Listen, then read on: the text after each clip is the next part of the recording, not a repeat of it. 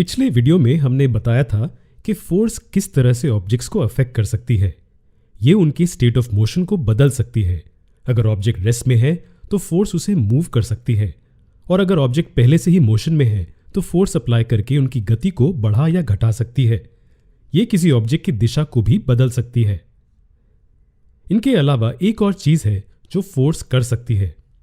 चलिए हम देखें कि वो क्या है। यहां हमारे पास एक स्पंज बॉल है जिसका आकार लगभग एक परफेक्ट स्फीयर जैसा है।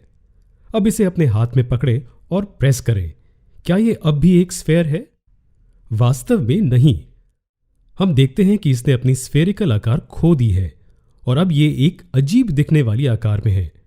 जब आप गेंद को रिलीज करते हैं तो ये अपने इलास्टिक प्रॉपर्टीज के कारण अपने ओरिजिनल आकार में वापस आ जाती है।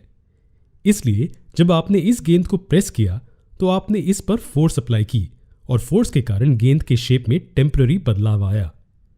स्पंज बॉल के बजाय आटे का एक टुकड़ा लें और सेम एक्सपेरिमेंट करें। इसे अपने हाथ में पकड़ें और इसे प्रेस करने की कोशिश करें। आटे का टुकड़ा एक नया शेप लेता है।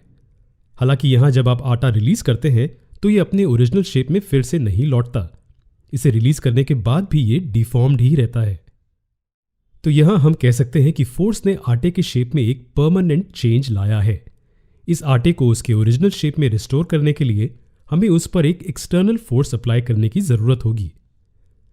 इन दो एक्सपेरिमेंट से हमने सीखा है कि फोर्स किसी भी ऑब्जेक्ट के आकार में टेम्पररी या परमानेंट चेंज कर सकती है।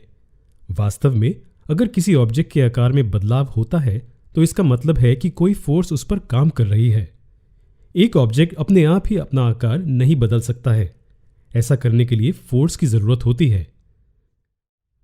यहां कुछ और रियल लाइफ एग्जाम्पल्स हैं जिनमें ऑब्जेक्ट पर फोर्स अप्लाई करने पर उनके आकार में बदलाव आता है। याद रखें, आकार में बदलाव परमानेंट या टेम्पररी हो सकता है। जब हम बीन बैग पर बैठते हैं तो वो अपना आकार बदल देता है। जब आप पेस्ट को बाहर निकालने के लिए टूथपेस्ट की ट्यूब को दबाते हैं तो हम उसका आकार बदलते हैं।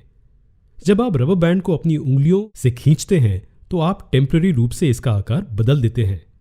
जैसे ही आप इसे रिलीज करते हैं ये अपना आकार फिर से पा लेता है।